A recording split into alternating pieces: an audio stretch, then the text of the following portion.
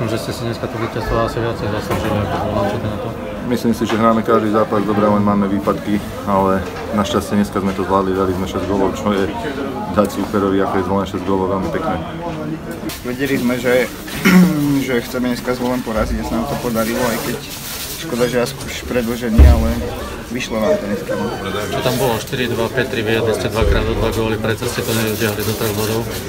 Tak dali sme si nejaké góly aj vlastné a také v podstate, ako to povedať, darovali sme im niektoré góly, no.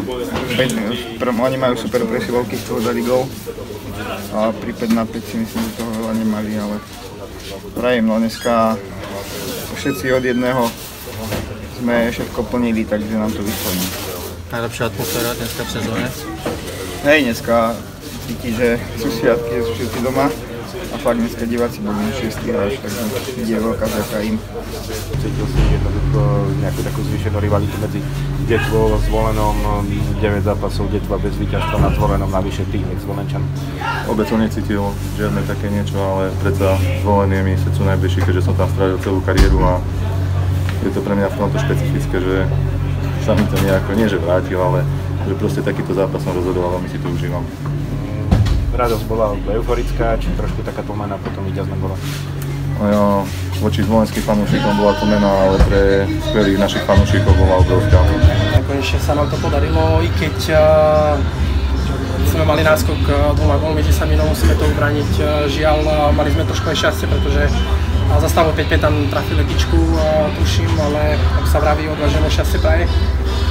A vybojovali sme si to, úplne dali sme stiahli na dno našich síl a ako vravím, že v tejto partii je sila a vieme hrať s každým a konečne sme zabudovali dneska doma.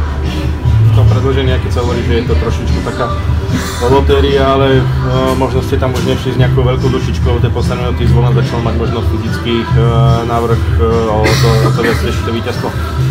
Tak to predĺženie je predsa 3-3 a tam treba dať ešte viac síl do toho, pretože toho priestoru je strašne veľa a ak človek nechá priestor skúseným hráčom, tak to vedia využiť. Aj ten ľad už nie je taký kvalitný ako počas úpravy ľadu, ale Rado Kuliš to spravil perfektne a hlavne dá sa povedať, spravil toho hráča a tým backendom si myslím mal trošku aj šťastia, ale hlavná vec, že to došlo do.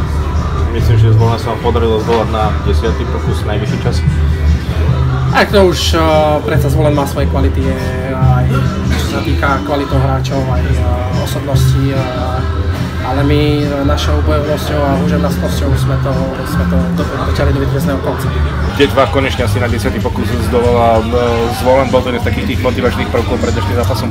Samozrejme, že sme chceli vyhrať so Zvolenom, preto je ako aj z Bystriecov je to pre nás derby a myslím si, že už vo Zvolene sme hrali vynikajúci zápas, sme prehrali po predĺžení a aj doma sme hrali dobre, ale dneska sme vyhrali a máme pekný nový rok pred sebou. Ešte zdolať Mikuláš a bude to super. Toto sombrero ocenenie od domáceho prezidenta pre najlepšieho hráča? Asi áno, už je to zaužívané, minulo mal Múro, dneska ja a dúfam, že sa toto bude tradiovať a každý zápas domáci takto niekomu dá, to vyhráme. Jsme se začali výborně první třetinu, dali jsme branku, to nás nakoplo. Samozřejmě byla škoda, že vždycky, když jsme dali, tak jsme inkasovali brzo. Samozřejmě ta druhá třetina byla taky výborná z naší strany, když jsme se dostali i do vedení 4-2, bohužel jsme dostali takový nešťastný gól a poslední třetinu jsme malinko povolili, ale bylo to samozřejmě i daný tím, že soupeř dotahoval, ale přesto jsme dali gól. Výborně jsme se potom začali po tom gólu pohybovat, stali jsme se stavu na méně hráčů, měli to samozřejmě plný zuby, ale dřeli a chtěl bych jim poděkovat za to vítězství. A nemůžu dneska zapomenout samozřejmě na vynikající diváky, kteří nás podporovali a hnali dopředu. A i díky tomuto faktoru jsme potom měli třeba v tom prodloužení i to štěstí a dali jsme to prvnímu historickému vítězství proti Zvolenu. Chtěl bych se hráče pochválit.